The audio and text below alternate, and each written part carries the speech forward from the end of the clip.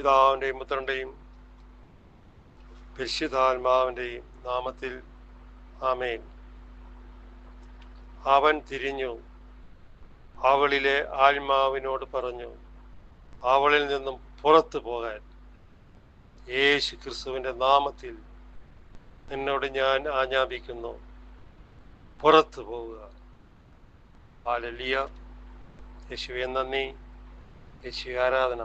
ഇന്ന് നമ്മൾ ശ്രവിക്കുന്ന വചനം അപ്പോസ്തല പ്രവർത്തനം 16-ാം അധ്യായം 13 മുതൽ 24 വരെയുള്ള തിരുവചനമാണ് ധ്യാനിക്കുന്നത്. ഹല്ലേലൂയ. യേശുവേ നന്ദി, യേശുവേ ആരാധന. വചനം ശ്രവിക്കാം.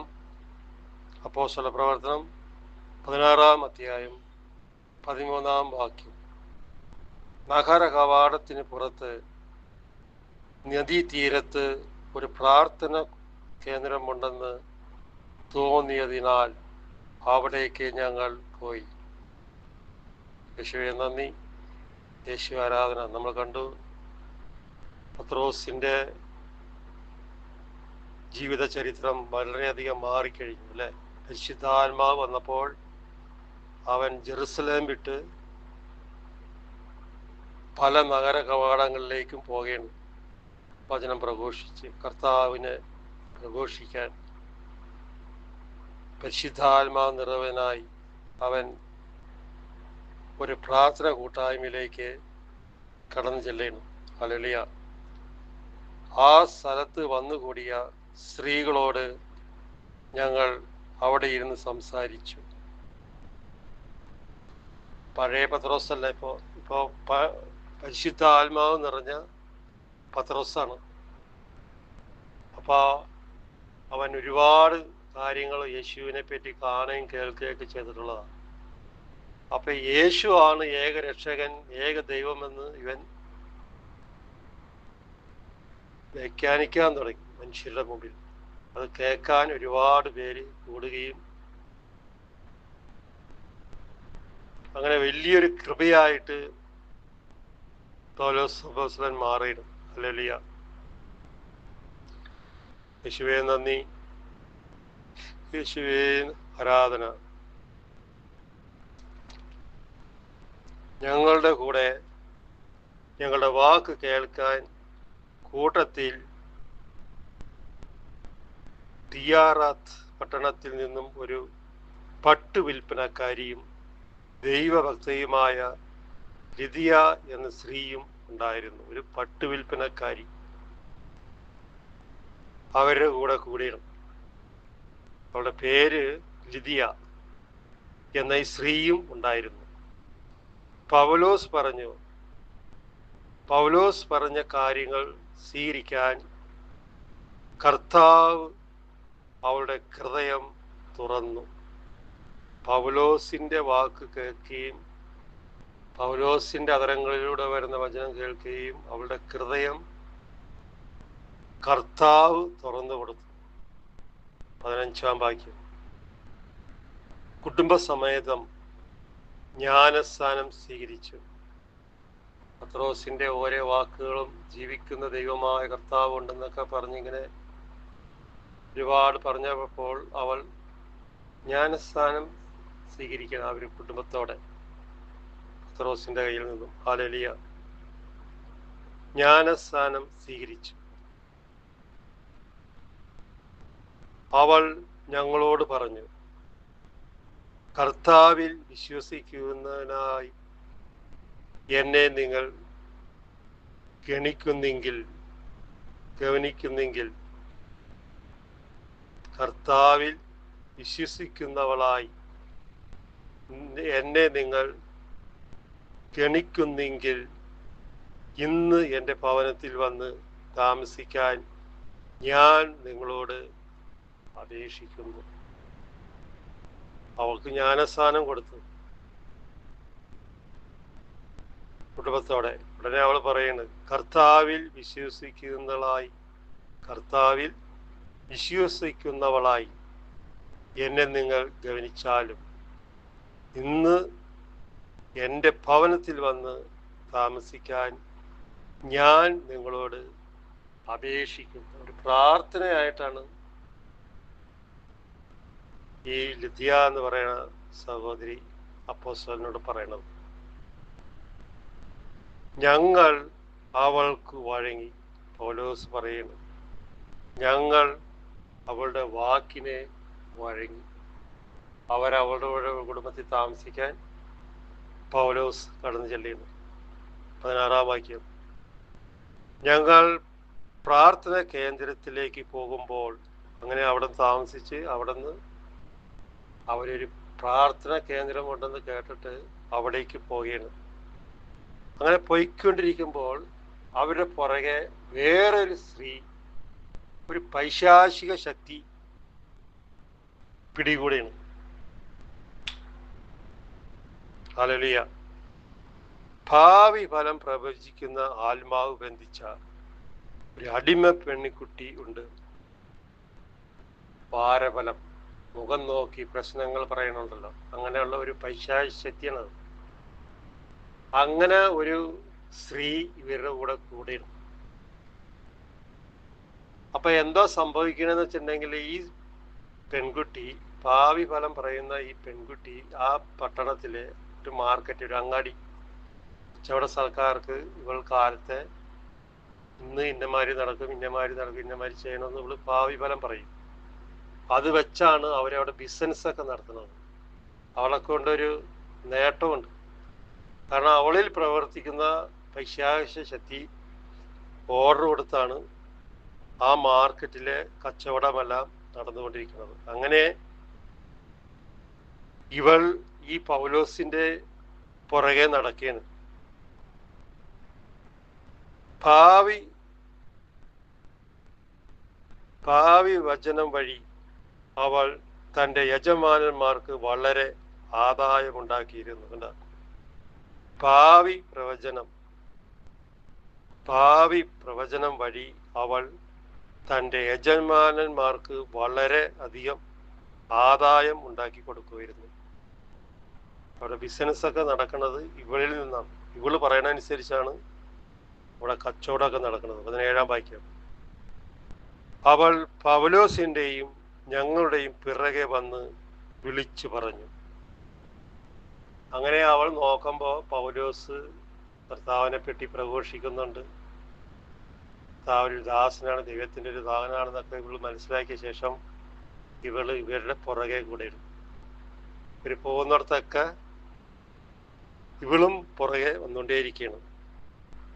ഈ മനുഷ്യൻ അത്യുന്നതങ്ങളിലെ ദൈവത്തിന്റെ ദാസരാണ്. ഇവൾ പറയുന്നു മറ്റുള്ളവരോട്, ഈ മനുഷ്യർ അത്യുന്നതനായ ദൈവത്തിന്റെ ദാസരാണ്.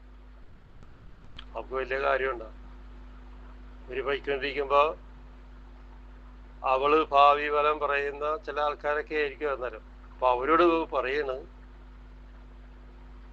ഈ മനുഷ്യർ, പൗലോസിനോട് നോക്കിക്കൊണ്ട് പറയുന്നത്, ഈ മനുഷ്യർ അത്യുന്നതനായ ദൈവത്തിന്റെ ദാസരാണ്. അവർ നിങ്ങളുടെ രക്ഷയുടെ മാർഗം പ്രഘോഷിക്കുന്നു. അവക്കത് സുഖിക്കണില്ല. കർത്താവിന്റെ വചനം പ്രഘോഷിച്ചപ്പോ അവക്കത് ഒട്ടും സുഖിക്കുന്നില്ല. അവൾ പറയണ്, രക്ഷയുടെ മാർഗം പ്രഘോഷിക്കുന്നു. 18-ാം വാക്യം, പല ദിവസങ്ങൾ അവൾ ഇപ്രകാരം ചെയ്തു. പൗലോസ് എവിടെ പോകുന്നുണ്ടോ, എവിടെ വരുന്നുണ്ടോ, അവരുടെ പുറകെ ഇവള് ഇങ്ങനെ നടക്കുന്നു എന്നത് പറയണം. ഇവര് ദൈവത്തിന്റെ ദാസരാണ്, ഇവര് സമാധാനത്തിന്റെ വാക്കുകൾ പറഞ്ഞു എന്നൊക്കെ ഇവർ പറയും. ആള് പറയുന്നതിൽ വല്ല തെറ്റുണ്ടോ? പക്ഷെ ആരാണ് പറയണേന്ന് പരിശുദ്ധാത്മാവ് നിറഞ്ഞ ഒരു വ്യക്തിക്ക്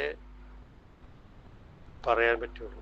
അവൾ പറഞ്ഞത് എന്താണെന്ന് നോക്കിയേ, ഈ മനുഷ്യർ അത്യുന്നതനായ ദൈവത്തിന്റെ ദാസരാണ്. അതിൽ വല്ല തെറ്റുണ്ടോ? അത്യുന്നതനായ ദൈവത്തിന്റെ ദാസർ മക്കളാണ്. അവർ നിങ്ങളുടെ രക്ഷയുടെ മാർഗം പ്രഘോഷിക്കുന്നു.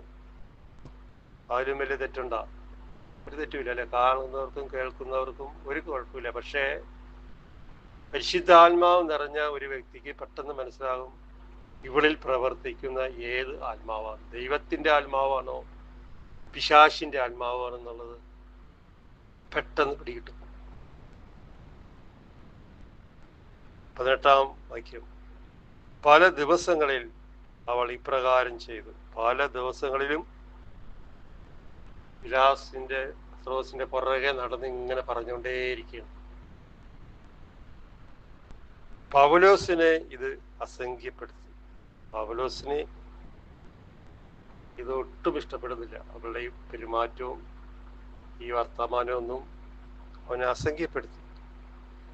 അവൻ തിരിഞ്ഞു, അവൻ നേരെ അങ്ങോട്ട് തിരിഞ്ഞ് അവളിലെ ആത്മാവിനോട് പറഞ്ഞു.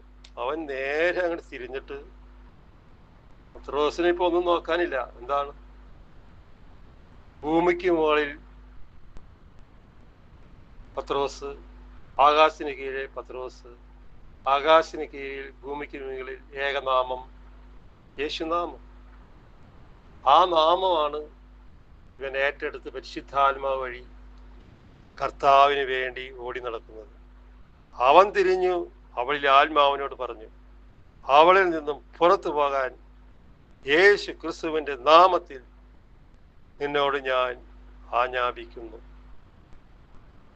അവനങ്ങോട്ട് തിരിഞ്ഞു നിന്നുണ്ട്, അവളങ്ങനെ ഷൗട്ട് ചെയ്താൽ, യേശു ക്രിസ്തുവിന്റെ നാമത്തിൽ ഞാൻ നിന്നോട് കൽപ്പിക്കുന്ന അവളിൽ പിശാചിനെ പുറത്തു പോകാൻ പറഞ്ഞു. എന്താ സംഭവിച്ചത്? അത് പോയി. ഒറ്റ വാക്കാണ്, യേശു ക്രിസ്തുവിന്റെ നാമത്തിൽ. മരിച്ചു ഉയർത്തെഴുന്നേറ്റ യേശുവിന്റെ നാമം പത്രോസ് ഉരുവിട്ടപ്പോൾ അവളിൽ പിടിവീഴുന്ന ദുരാത്മാവ് നേരെ പുറത്തുപോയി. ഇപ്പൊ എന്ത് സംഭവിച്ച്? ഒക്കെ പോയി, എല്ലാം തീർന്നു. അവളുടെ യേശു ക്രിസ്തുവിന്റെ നാമത്തിൽ നിന്നോട് ഞാൻ ആജ്ഞാപിക്കുന്നു, പുറത്തു പോവുക. തൽക്ഷണം അത് പുറത്തു പോയി. തൽക്ഷണം അത് പുറത്തുപോയി. 18 വാക്യത്തിൽ അവളിൽ പിടികൂടിയിരുന്ന ദുരാത്മാവ് ഇറങ്ങി അങ്ങോട്ട് പോയി. യേശുനാമം പറഞ്ഞപ്പോഴത്തേനും അവൻ ഓടിക്കളഞ്ഞു. വേറെ ഏത് നാമം പറഞ്ഞാലും പോവില്ല. പിശാച് ഏറ്റവും കൂടുതൽ പേടിക്കുന്നതും ഭയപ്പെടുന്നതും യേശുനാമമാണ്. യേശുനാമം നമ്മൾ ഉരുവിടണം. വീടുകളിലായാലും മക്കളിലായാലും ഒക്കെ നമ്മൾ ത്യാഗം തെറിപറയും എന്നല്ല വേണ്ടത്. യേശു ക്രിസ്തുവിന്റെ നാമത്തിൽ ഞാൻ നിന്നോട് പറയുന്നു, പഠിക്കുക. പഠിക്കാത്തവനോട് പറയുക, പുസ്തകം എടുത്ത് വായിക്കുക. അപ്പൊ അവന് മടി വിട്ടുപോകും. അതിനുള്ള വിശ്വാസം നിനക്കുണ്ടായിരിക്കണം, വിശുദ്ധി ഉണ്ടായിരിക്കണം. അപ്പോ അതവിടെ നിറവേറും. ചില മദ്യപാനികൾ കുടിച്ചിട്ട് വീട്ടിൽ വന്നിട്ട് ഭാര്യയെ തല്ലും, തെറി വിളിക്കും, ഭയങ്കര ബഹളം അല്ലേ? ആ ഭാര്യ കർത്താവിന്റെ വചനത്തിലൂടെ കർത്താവിന്റെ മകളായിട്ടാണ് ജീവിക്കുന്നതെങ്കിൽ ഒറ്റ വാക്ക് പറഞ്ഞാൽ മതി, യേശു ക്രിസ്തുവിന്റെ നാമത്തിൽ ഞാൻ നിന്നോട് കൽപ്പിക്കുന്നു, നീ കുടിച്ചിരിക്കുന്ന ഈ മദ്യമെന്ന പിശാച് ഇവനെ വിട്ട് പുറത്തു വരിക എന്ന് പറഞ്ഞാൽ പിന്നെ ആ മദ്യം കുടിക്കാൻ അദ്ദേഹത്തിന് തോന്നില്ല. 40 വർഷം 50 വർഷം ആയിക്കോട്ടെ, യേശു ക്രിസ്തുവിന്റെ നാമം അവിടെ പറയണം. പുറത്ത് വരിക എന്ന് പറയുകയും ചെയ്യണം. യേശു നാമത്തിൽ നിന്ന് ഞാൻ ബന്ധിക്കുന്നു പറയണം. ബന്ധിക്കണം. അവനെ ഭർത്താവായിക്കോട്ടെ, മകനായിക്കോട്ടെ, മകളായിക്കോട്ടെ, ആരെ തന്നെ ആയാലും ശരി, മദ്യത്തിനും മയക്കുമരുന്നിനും കഞ്ചാവിനും ഒക്കെ അടിമയാണെന്നുണ്ടെങ്കിൽ യേശുവിന്റെ നാമം അവിടെ ഉപയോഗിക്കണം. ഒരു പ്രാവശ്യം പറഞ്ഞാൽ പോരാ, കാണുമ്പോഴെല്ലാം പറഞ്ഞുകൊണ്ടേയിരിക്കണം. അപ്പൊ അത് തന്നെ അവനെ ഇട്ട് പുറത്തിട്ട് പോകും. പോയേ തീരും. കാരണം നമ്മൾ പറയണത് ആരുടെ നാമത്തിലാണ്? മരിച്ചു ഉയർത്തെഴുന്നേറ്റ് ജീവിക്കുന്ന ദൈവമായ യേശു നാമത്തിലാണ് നമ്മൾ പറയുന്നത്. അപ്പൊ അത് പോയേ മതിയാവും. 1 യോഹന്നാൻ 3:8 പിശാചിന്റെ പ്രവർത്തികളെ നശിപ്പിക്കാൻ വേണ്ടിയാണ് ദൈവപുത്രൻ ഭൂമിയിലേക്ക് വന്നത്. എടുത്ത് വായിച്ചു നോക്കിയോ. പിശാചിന്റെ പ്രവർത്തികളെ നശിപ്പിക്കാൻ വേണ്ടിയാണ് ദൈവപുത്രൻ ഭൂമിയിലേക്ക് വന്നത്. അപ്പൊ ഈ മദ്യം എന്ന പിശാച് ഒരുത്തനെ ഇങ്ങനെ വലിച്ചുകൊണ്ട് പോയാണ് കുടിക്കാനായിട്ട്. ഒരു പെഗ് അടിക്കുക, ഒരു ഗ്ലാസ് അടിക്കുക, ഇച്ചിരി കുടിക്കുക. ഇത് മദ്യമെന്ന പിശാച് അവന്റെ ഹൃദയത്തിൽ കയറി നിന്ന് അവന് ദാഹം കൊടുക്കും, മദ്യം കുടിക്കാനുള്ള ദാഹം. അത് മരുന്ന് കൊണ്ടോ വൈദ്യനെ കൊണ്ടോ ഒന്നും പോവില്ല. കർത്താവിന് സാധിക്കും. യേശു ക്രിസ്തുവിന്റെ നാമത്തിൽ ഞാൻ നിന്നോട് പറയുന്നു, മദ്യം എന്ന പിശാചേ എൻ്റെ മകനിൽ നിന്നും എൻ്റെ ജീവിതപങ്കാളിൽ നിന്നും പുറത്തു വരിക, മേലിൽ ഇവനിൽ പ്രവേശിക്കരുതെന്ന് പറഞ്ഞിട്ട് 1 യോഹന്നാൻ 3:8 വചനവും പറയണം. എന്താണ് ആ വചനം? 1 യോഹന്നാൻ 3:8 പിശാചിന്റെ പ്രവൃത്തികളെ നശിപ്പിക്കാൻ വേണ്ടിയാണ് ദൈവപുത്രൻ ഭൂമിയിൽ വന്നത്. ഇത് പറയുമ്പോഴത്തേനും സാത്താൻ, മദ്യമെന്ന് സാത്താൻ അലറി ഊകി അവൻ നിന്നും പുറത്തോട്ട് പോകും. പിന്നെ അവൻ കയറി പ്രവേശിക്കില്ല. കാരണം യേശു നാമമാണ് അവൻ ഉപയോഗിക്കുന്നത്. ഉപസാരിച്ച് ഒരുങ്ങി യേശുവിൻ്റെ കുർബാനയിൽ പങ്കെടുത്ത് അവൻ്റെ ശരീരവും രക്തവും ഭക്ഷിച്ച് ജപമാല ചൊല്ലി വചനം വായിച്ച് പാപമില്ല എന്ന് തിരിച്ചറിഞ്ഞ ശേഷമേ ഈ വാക്ക് നമ്മൾ പറയാൻ പാടുള്ളൂ. ഇല്ലെങ്കിൽ അത് തിരിച്ചടിക്കും. അതുകൊണ്ട് അത് കാണാൻ പറ്റും നമുക്ക്. അവൻ പോയി വേറെ 7 എണ്ണത്തിലൂടെ കൂട്ടിക്കൊണ്ട് വരും, നശിപ്പിച്ച് കളയും, അടിച്ച് തകർത്ത് കളയും. സത്താനെ പറ്റി പഠിക്കാനുണ്ട് കുറെ. പഠിക്കാണ്ടൊന്നും നമുക്ക് അവനെപ്പറ്റി ക്ലാസ് എടുക്കാനൊന്നും ഒരിക്കലും പ്രിയ സഹോദര സഹോദരി ആവില്ല. ഒരു പുകവലി വിട്ടുപോകാൻ യേശുനാമത്തിൽ പറയണം എന്നുണ്ടെങ്കിൽ ഒരുക്കം വേണം. അതും അതിൻ്റെ പിന്നിൽ ഒരു പിശാചാണ്, ദുരാത്മാവാണ്. കർത്താവിന് ഇഷ്ടമില്ലാത്ത പ്രവർത്തികൾ ചെയ്യുന്ന ഏത് വ്യക്തിക്കും പിന്നിൽ സാത്താന്റെ പ്രവർത്തനം ഉണ്ടാവും. അവൻ എത്ര ആത്മീയ കാര്യങ്ങൾ ചെയ്യുന്നവനായിക്കോട്ടെ, ഇങ്ങനെയുള്ള കാര്യങ്ങളിൽ നടക്കുന്നുണ്ടെങ്കിൽ അവൻ്റെ പിന്നിൽ ഇവൻ പ്രവർത്തിക്കുന്നുണ്ടതിന് യാതൊരു സംശയവും വേണ്ട. പക്ഷെ അത് നമ്മൾ പറയാൻ ഒരുങ്ങിയിരിക്കണം. അവൾ പറഞ്ഞ കണ്ട, അവൻ തിരിഞ്ഞു അവളിൽ ആത്മാവിനോട് പറഞ്ഞു, അവളിൽ നിന്നും പുറത്തു പോകുക.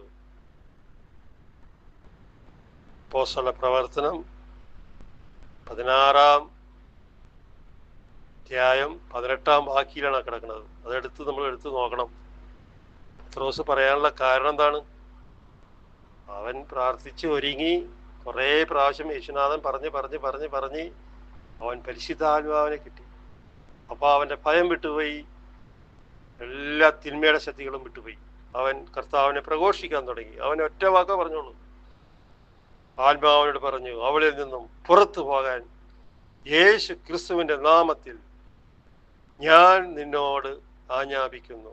തൽക്ഷണം അത് പുറത്തു പോയി. 19-ാം വാക്യം, അവളുടെ യജമാനന്മാർ താങ്കളുടെ ആദായ മാർഗം നഷ്ടപ്പെട്ടുവെന്ന് കണ്ടപ്പോൾ അത് ഇറങ്ങിപ്പോയപ്പോ അവരുടെ ആദായം, ലാഭകരമായ ബിസിനസ് ഒക്കെ നഷ്ടപ്പെട്ടു പോയി. അവള് വന്നില്ല, അവൾക്ക് പറയാനും പറ്റുന്നില്ല, കാരണം ഇവൻ പുറത്തുപോയി. ഈ ദുരാത്മാ അവളിൽ നിന്ന് പുറത്തു പോയപ്പോ അവൾക്ക് പ്രഘോഷിക്കാൻ പറ്റാണ്ടായി, അവൾ വരാതെയായി. അപ്പൊ അവരെ അന്വേഷിച്ച് കാണും അവര്. അപ്പൊ ഇങ്ങനൊരു സംഭവം നടന്ന് അതിനുശേഷം അവൾ വീട്ടിൽ നിന്ന് പുറത്തിറങ്ങില്ല, വീട്ടിലാണ്. അവർക്ക് ബിസിനസ് നടക്കാനും പറ്റുന്നില്ല, വളരെ നഷ്ടക ആയിപ്പോയി. അങ്ങനെ അവര് എന്താ ചെയ്തതെന്ന് വെച്ചിട്ടുണ്ടെങ്കിൽ പൗലോസിനെയും സീലാസിനെയും പിടികൂടി.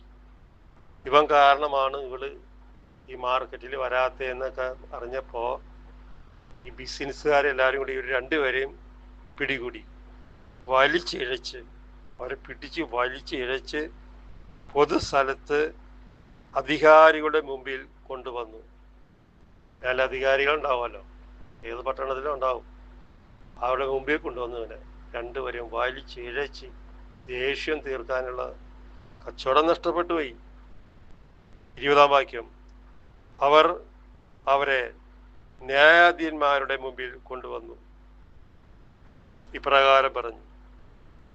ന്യായാധിപന്മാരുടെ മുമ്പിൽ കൊണ്ടുവന്നിട്ട് ഇവര് പറയണം. എന്താണ് പറഞ്ഞത്? യഹൂദരായ ഇവർ. അപ്പോ പത്രോസും സിലാസും ആരാണ്? യഹൂദന്മാരാണ്, മറ്റവര് റോമാക്കാരാണ്.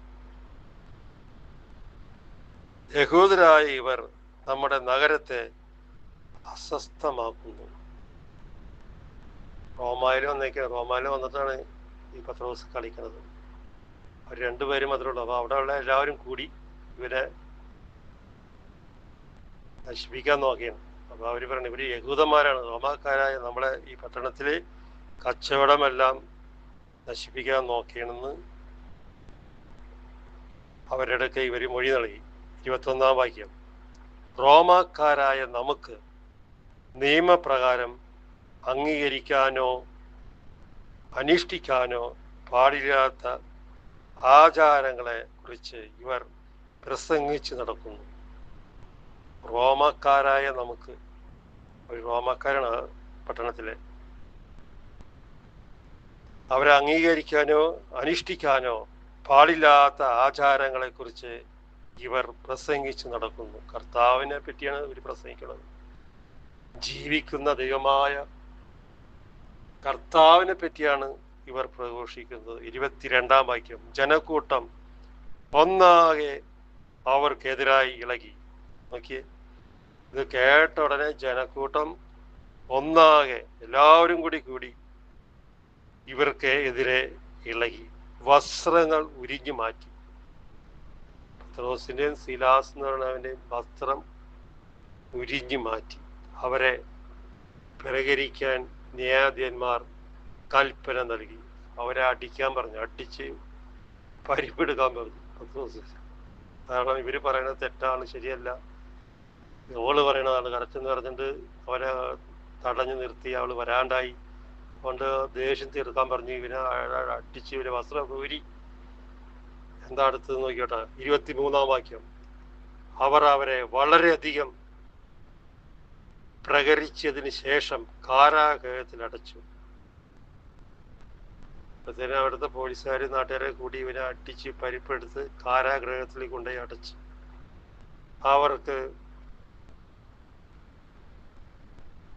അവർക്ക് ശ്രദ്ധാപൂർവം കാവൽക്കാരൻ പറവോക്കാരനെ നിർദ്ദേശം കൊടുത്തു. കാവൽ നിൽക്കാൻ പാറാവുകാരുണ്ടല്ലോ, പാറാവുകാർ, അവരെ നിർബന്ധിച്ച് നിൽക്കാൻ പറഞ്ഞു. കാവലെടുത്ത് അടച്ച് മുറിക്കാത്തിട്ട് പൂട്ടി നഗ്നനാക്കിക്കൊണ്ട്. 24-ാം വാക്യം, അവൻ കൽപ്പന പ്രകാരം അവനെ കാരാഗൃഹത്തിന്റെ ഉള്ളറയിലേക്ക് കാലുകൾക്ക് ആമം വെച്ചു. കാരാഗൃഹത്തിന്റെ ഉള്ളറയിലേക്ക് താഴേക്ക് കൊണ്ടുപോയി. സൂര്യപ്രകാശമൊന്നും കിട്ടില്ലല്ലോ അവിടെ, അടിത്തറയിരിക്കുള്ളൂ. അവിടെ കൊണ്ടുപോയിട്ട് അടച്ചിട്ട് കാലിന് ആമം വെച്ച് ചങ്ങലയിട്ട്, നടക്കാനും പറ്റില്ല, കൈകാലുക്കെല്ലാം ചങ്ങല വെച്ച് പൂട്ടി അകത്തിട്ടിട്ട് റൂമും പൂട്ടി. ഇനി പോകാൻ പറ്റുമോ? ഇല്ല. യേശുവേ സ്തോത്രം, യേശുവേ നന്ദി.